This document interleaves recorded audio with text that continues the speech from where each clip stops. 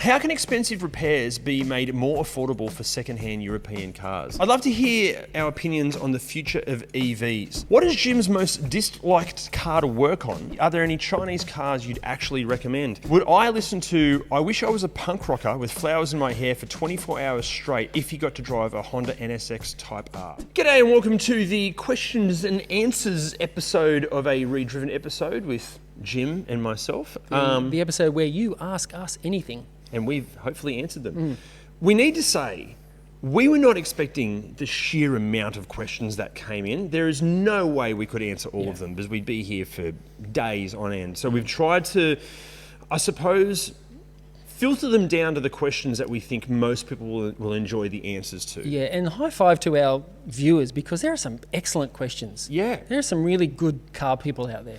To the point that some of the questions have actually inspired new pieces of content that we're going to make. So if we haven't answered your question, there's also a chance that down the track you're going to see a video, a whole video episode answering your question. Yeah, such a good question. There's a whole video in it. Exactly. Yeah. You guys are legends. Shall we get into this? Yeah, let's do it. Here we go. Question 1. This is from Viscata8818.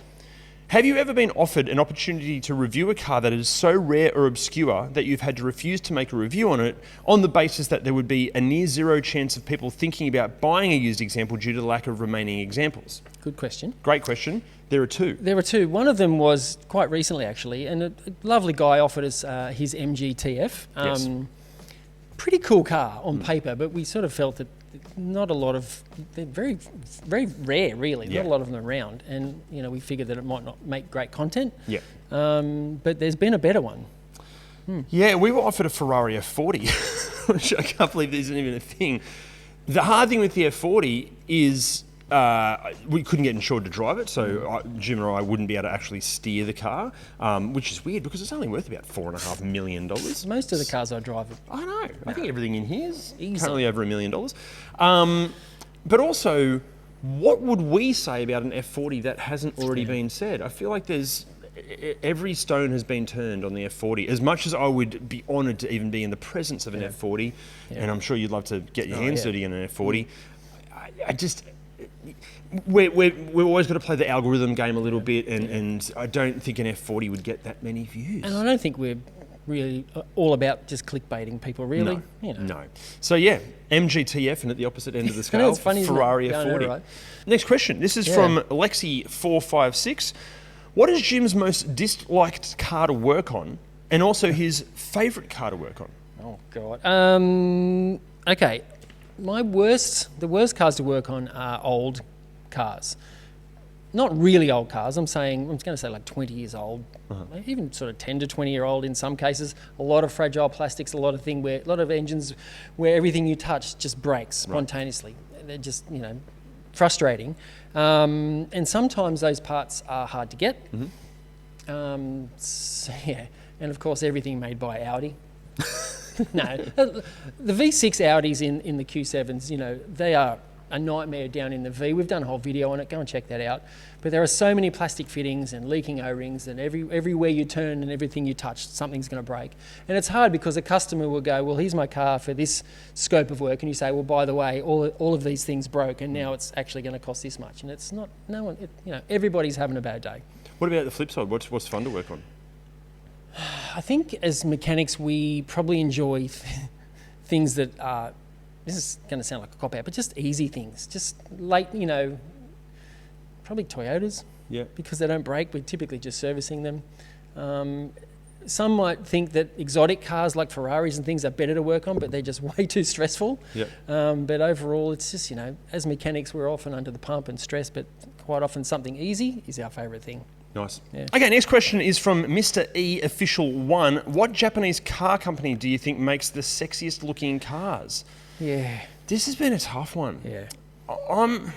Sexy in what way? Sexy in fast, or sexy in classic styling, or just perfect proportions? I'm going to go, personally, I'm going to go Lexus because I think the IS 500 and just the IS post-update is unbelievably attractive looking car. I think the ISF looks incredible. LC500. LC500 is a stunning looking thing. sexy. That's a sexy car. LFA, I thought was a bit of a cliched, good-looking Japanese car. I don't know if they're that stunning looking.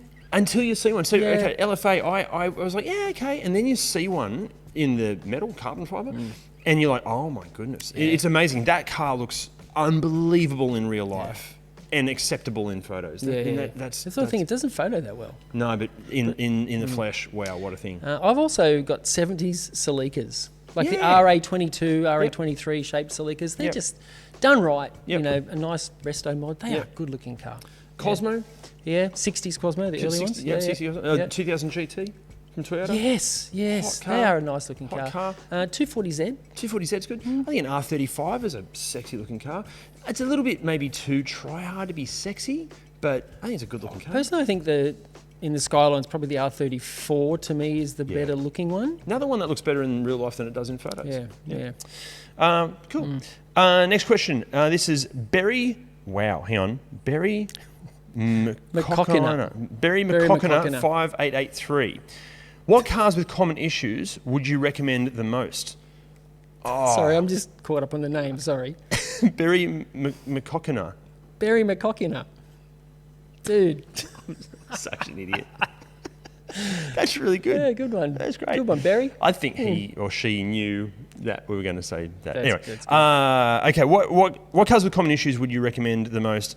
I personally would go with any BMW with an N54, N55, or any really BMW, because I think like M140i, M135i, M2, they've got their inherent issues, but they provide so much car. They're a good, fun car, aren't they? Yeah. And there's enough support out there to get your hands dirty and work on it yourself. If you're somebody that likes tinkering with spanners, they're a great little project car. Anything in the Volkswagen Audi group that is in that category? No, I just don't find them.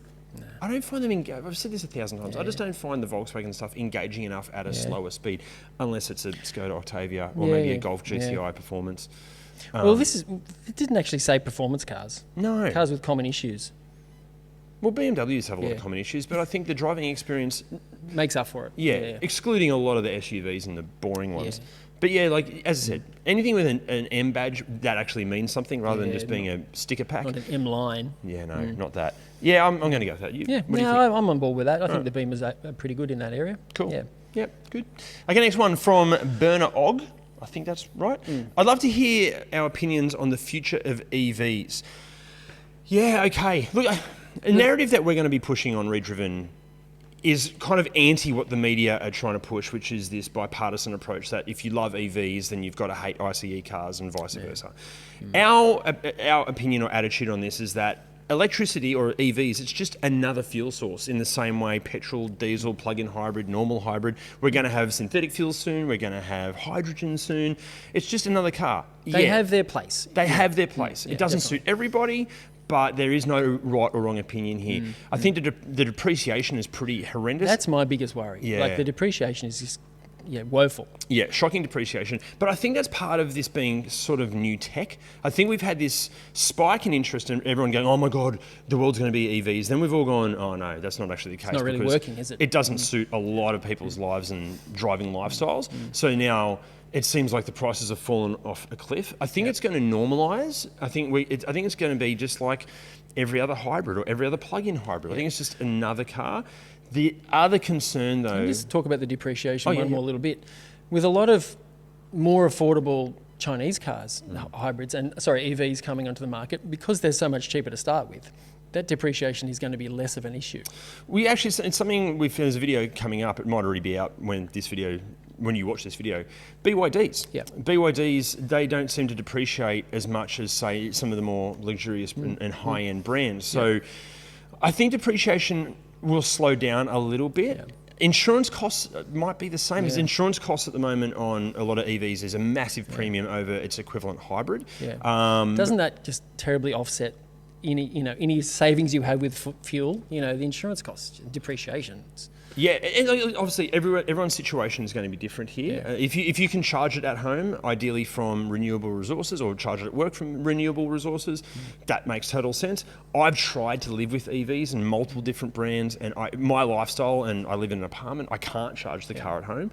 My lifestyle just does not suit an EV. It's actually a massive inconvenience for me, but a couple of my friends have EVs and they swear by them, and it's because they can charge at home and their lifestyle suits it. So there is no right or wrong answer here. It's just another car that we're going to have to choose from. I think for consumers, I think it's fantastic. Yeah. Okay, from Jose D8U6R, car yard used car warranties, are they any good? Generally, no. I've seen a lot of people get burnt with these.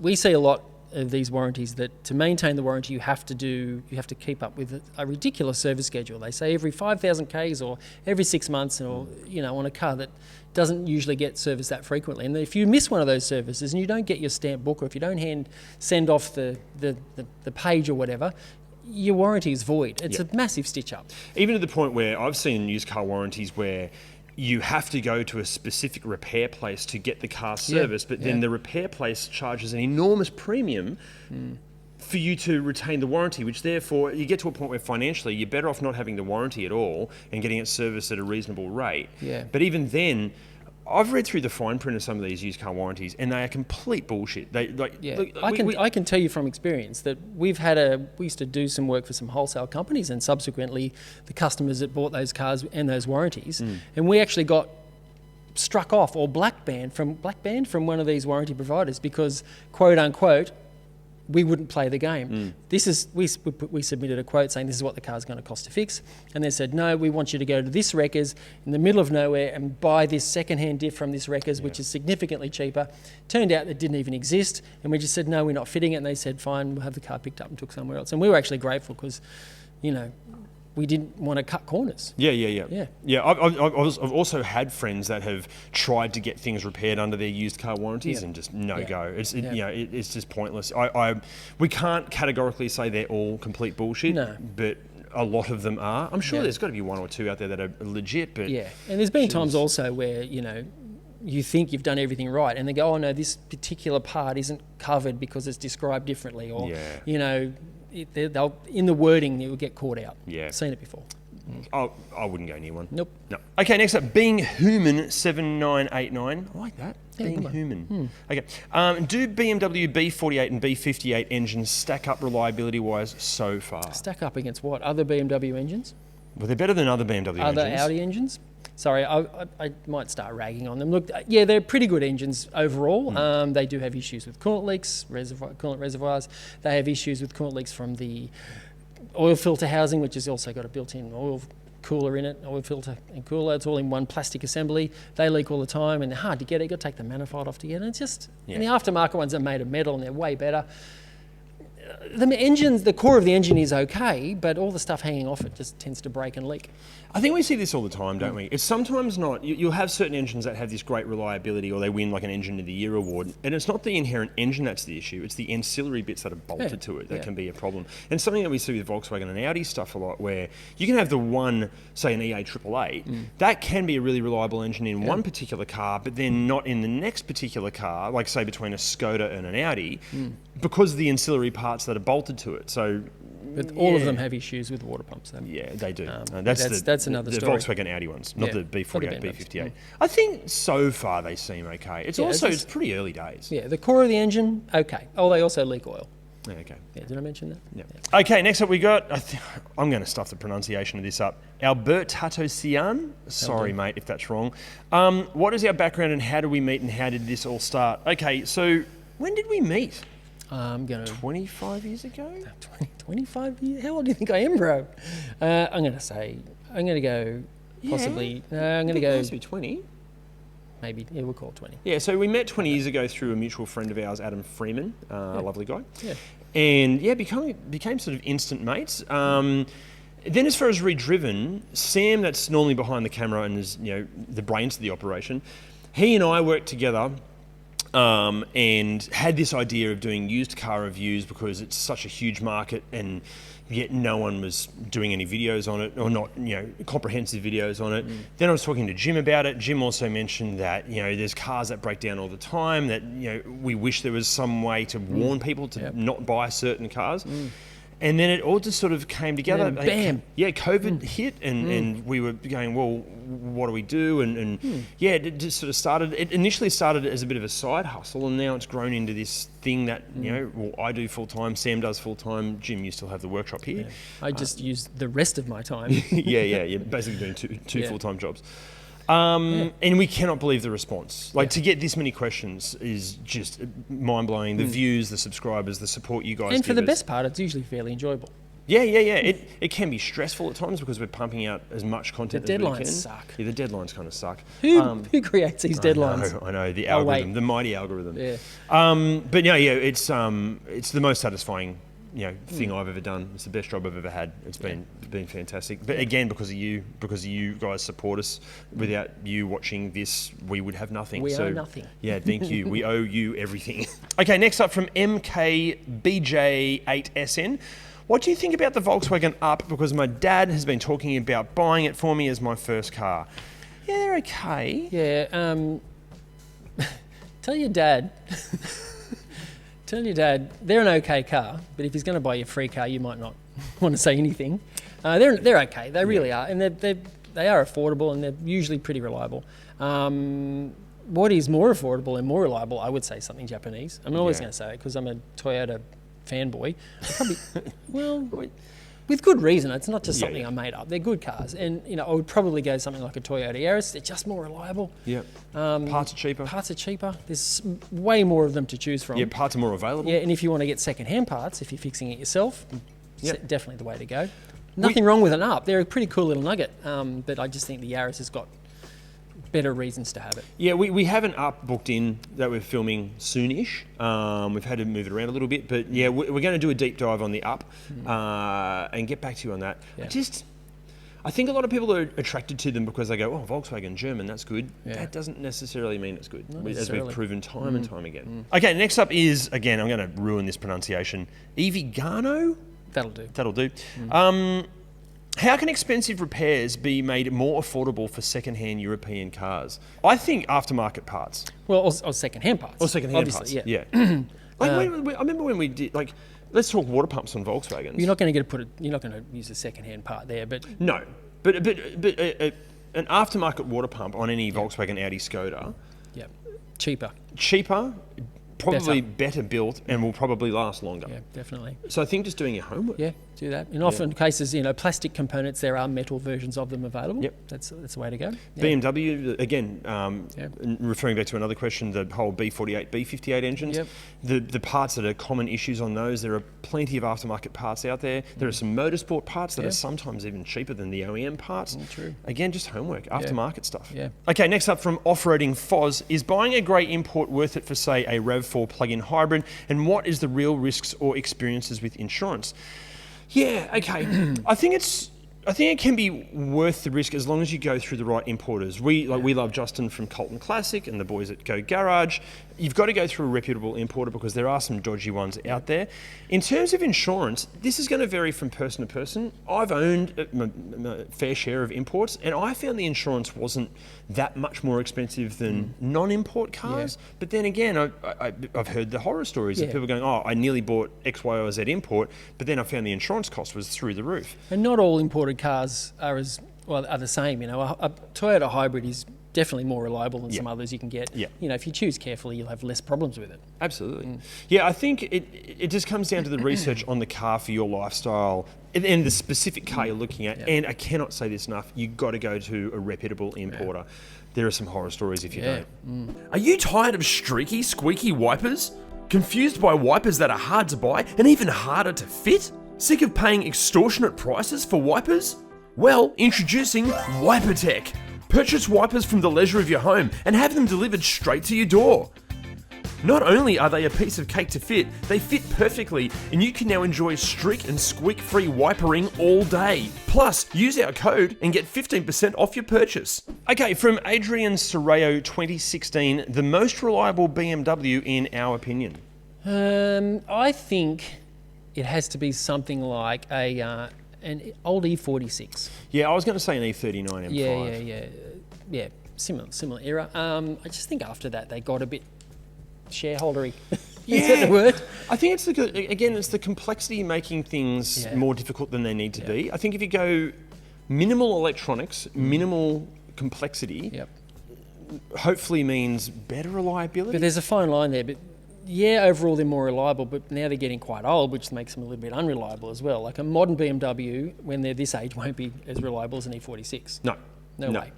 I also think if you're looking at cars as special as an E46 or an E39, that sort of thing, you'd like to think that the ones that are out there and still running have been owned by enthusiasts that have maintained them correctly. Because there's an E39 M5 I saw years ago that had, it was like well over 300,000 Ks on it. It was a sales rep that I used to know back in the day. But it was still working flawlessly because he serviced it himself, I think every 5,000 Ks. That thing will go forever because it's been maintained correctly. I think when you're looking at older BMWs, which you should because they're cool, you've just got to get into the owners groups and forums. There's so much information and support there. Okay, from Brad to Tube, are automakers quietly making the daily market models disposable? It does feel like that. Especially EVs. It seems, I think it's really important to remember that the only interest car companies generally have is to make money. They're probably not encouraged to make cars last for a very long time, and if anything, the more disposable they are, the better for their bottom lines. And that's, we're not having a go at car companies, that's just how their business model particularly works. They've got to keep their shareholders happy. Well, let's look at some European car manufacturers, not naming names, but BMW have like this ridiculously long service schedule, right? And that's to make owning the car more appealing because of reduced servicing costs. But by the time you're sick of that car in 4 or 5 years' time, we've talked about it a lot, by the time you get rid of that car in 5 years' time and the second owner gets it, they are suffering because of terrible servicing. So in that regard, they are disposable. They go into the second and third owners and they're, depreciated heavily because of that. Even to the point where, speaking about another European car company that we won't name, Mercedes-Benz, I've recently been fortunate enough to experience some older Mercs and some newer Mercs in the same matter of weeks. And the older ones are clearly beautifully engineered. They feel like tanks to drive, like the interiors just feel solid, whereas the newer ones, I've said this a few times in the videos, it feels like everything going on behind the scenes, behind the beautiful interior. Like you look at the interior and it's bloody stunning and it smells great and it touches great, but then you just get this sense that everything holding it all together is just cheap plastic and it doesn't feel like it's ever going to last. Even the buttons don't feel premium to use. It does feel disposable. So I think... Another factor too is with a lot of Chinese cars racing to the bottom in terms of affordability, and their resale values are going to be typically terrible. So that makes them a disposable car too, because a cheap car you buy, you're not going to maintain. No one maintains those cars, and then they're worthless, and then you dispose of them. Well, and even then, you've got to look at it from a car company perspective. If you're say Hyundai or Toyota or like Nissan at the moment. And you're losing sales because a lot of people are buying cheaper and cheaper cars. So, why would you spend $40,000 on a Nissan when you can spend $20,000 on insert cheap Chinese car here and get pretty much the same experience? Well, therefore, Nissan have to do something about their bottom line, which is making the cars, cheaper or making them. Producing them for less money, which means that they become disposable. Even from a marketing aspect, I think with a lot of the premium brands, there's this big push to just get the latest new model. You've got to get the new this, you've got to get the new that. That therefore makes the previous models disposable. So 100% they're being made more disposable, which is terrible for the environment. Okay, next up from Timber8645, what is your favourite back road to drive in Australia on a weekend, or if you want to ever go for a burn? Sydney Motorsport Park. Exactly. Being responsible. Luddenham Raceway and Pheasant Wood Raceway and Ringwood Hill Climb Circuit. There's a new motorsport resort getting built on the Central Coast. And Italia Circuit. That's another. Italia Circuit's nearly finished. We have to do a video on that we as do. Well. What was the question? Okay, no, I can't say this enough.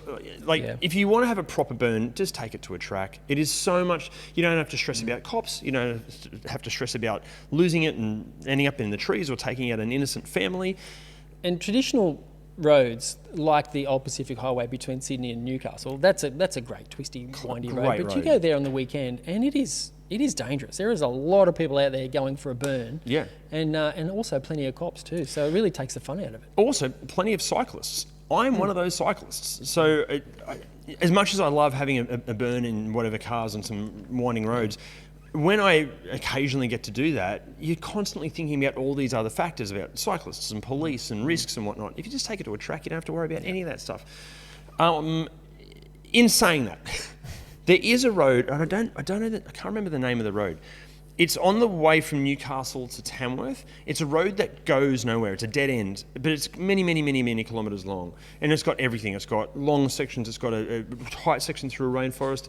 And car companies have used it over the years for calibration in Australia. And it does everything. There's plenty What is that road? I don't know. We should have researched I've only done it once. Please someone tell us in the comments what that road is. I've done it once in the last 25 years, and it was an incredible road. And the parts where you can have a bit of a go, you don't have any of those risks because you can see so far down. I think there's only like 5 properties on the road, so your chances are you're not going to hit anything. Please tell us what that That's road a is. cracking good road. But just take it to the track. Yep. Next up from Scott Carter 2362. This is a great question. Would Adam, would I listen to I Wish I Was a Punk Rocker with Flowers in My Hair for 24 hours straight if he got to drive a Honda NSX Type R? Tell them the backstory here. The backstory is that my job before this for 30 years has been a touring musician or a drummer. I hang out with musicians and a DJ. And that is, from someone that I think is something of an expert in the music industry, that is the worst song ever written. It is just... If maggots could form into a song, it's. I'm proud to say I don't actually know the song, and I can't think of it in my mind. I'm sure I've heard it, but I don't want to try. I'm just going to leave it. I don't want to. It's the worst song ever. It's a shit song. Yeah. But surprisingly, if I had... Adam publicly hates that song. I hate it. Yeah. I hate it. And yet, arguably my favourite car, my dream car of all time, is the Honda NSX Type R, the first iteration of it. Would I listen to that shit song for 24 hours straight if I got to drive the NSX Type R? Yes, I would. You know why? Because after this long in the music industry, I have this weird ability just to block certain frequencies and songs out of my mind. So I would listen to it and my brain would just delete it from my memory. And I can almost guarantee without experiencing the car that driving experience would do things to my mental state that would have me just so distracted by the tactility and nuance of dynamics in an NSX Type R that I wouldn't give a shit about the worst song in the world. The short answer is yes. Yeah, Good. We should make that happen. I would. Okay, from Auto Scroll Shorts, is BMW 3 Series and 5 Series from around 2010 still reliable for a student as a first car? No. I wouldn't say... I'm going to go no. Well, it's probably... It's reliable for... well, look, an E90 with an N52 NA is not an unreliable BMW. Yeah, it's not great. If it's been well looked after, they're not too bad. Why a BMW? Yeah, two things here. I think if you're willing to work on it yourself, sure. Yeah, I think that would be a really fun thing to do. E90s are pretty simple. Yep. But why not just buy a Lexus IS or a Lexus GS? Because then they're going to be way more reliable. The build quality is far superior, and it does everything that the 3 Series and the 5 Series is. An IS 300 is a really cool car. I would say that is better hands down than every BMW of that age. And any Lexus GS, doesn't matter which one, they're all fantastic. So I'm gonna go with no. Just buy a Lexus instead. From Pick Hachu, nice. Pick Hachu 63. How much power does it really add when you install a turbo in a car? Wow, how big's your budget? How long's a piece of string? Yeah, exactly. Done right, lots of power.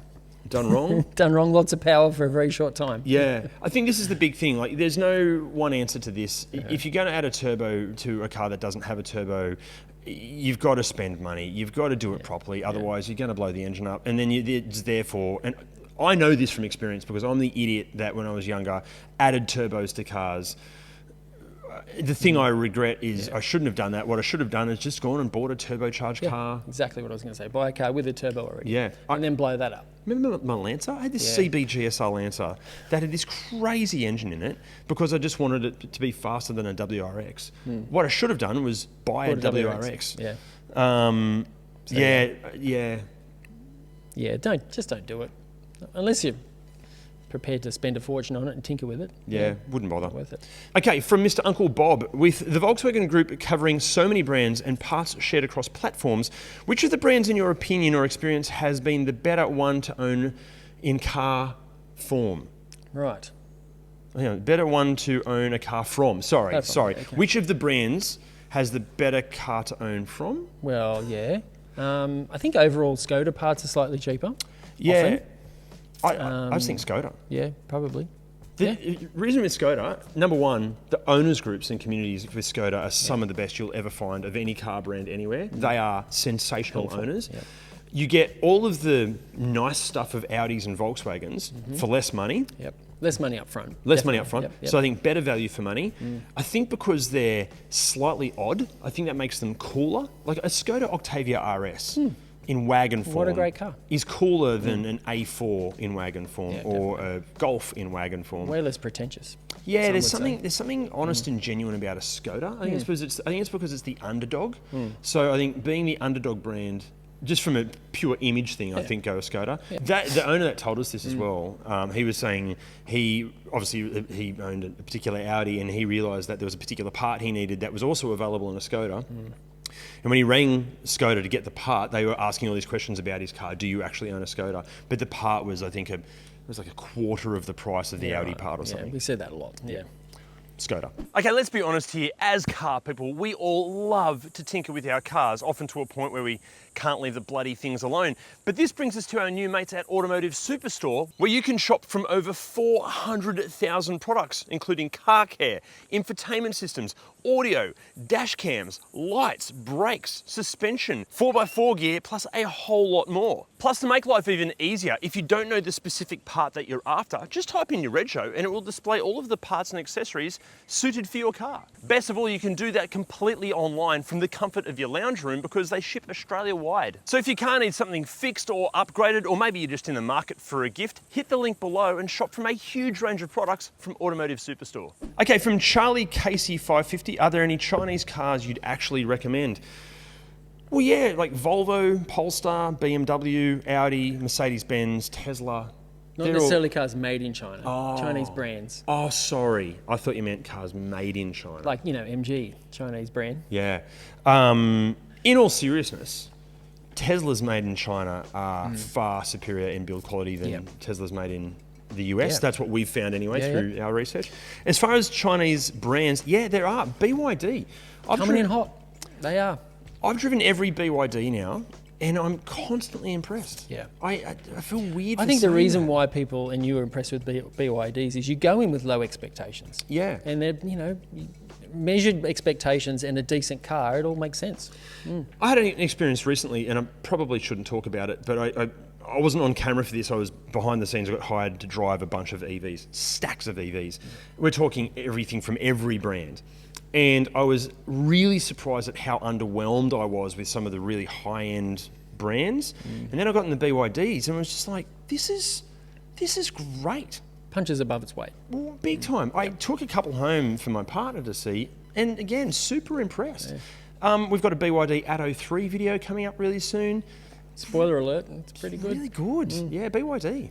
Yeah. Okay, Yevi 0000, with all the traffic in Sydney and everywhere else all the time, how do you still enjoy driving and being a car enthusiast? Didn't we just answer this question? Oh, yeah, okay. Buy a car like that, you can drive as quick as the car likes to go without losing your license for 3 years. Although you can easily lose your license for 3 years. For anyone living in a city, this is the trick to enjoying driving. Buy a car that feels way faster than what it is actually going. The mistake people make is they go and buy like an Audi RS7 or a BMW M3 or a C63. They hide their speed really well. So you've got to be doing crazy speeds to actually go, wow, this thing's going quick.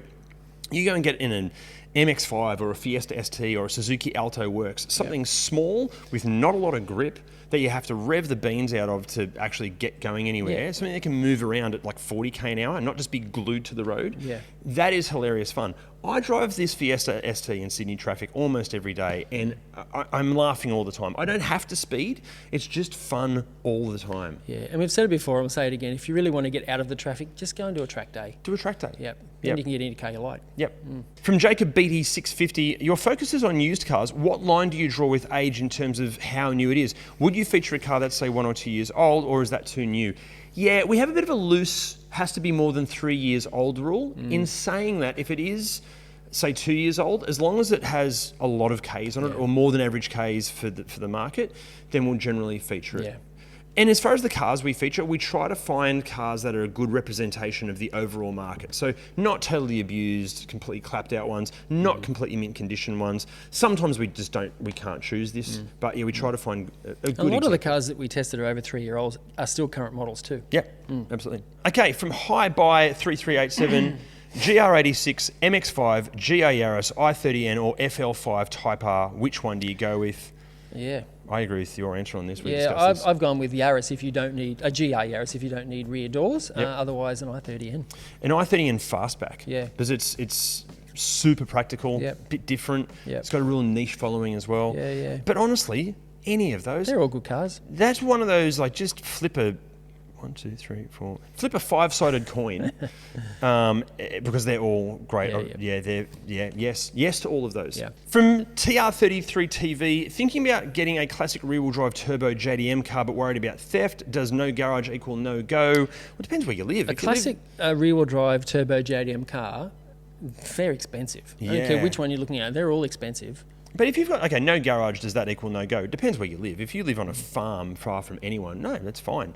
But yeah, if you live in certain suburbs of major capital cities, It's expensive and you want to probably have that in a garage, I'd say. Yeah. And also, I think you've also got to think about what does that car bring to your life. If you're buying it because they're just so damn cool and that's what you want from the car, then great. But I argue that a BRZ or an 86 will give you potentially a better driving experience with better reliability, with cheaper insurance costs, they're objectively a better car. Yeah, they might not have the coolness of the old school JDM stuff. Sometimes you've got to argue between what's the sensible decision versus what is pulling on your heartstrings. Yeah. Yeah.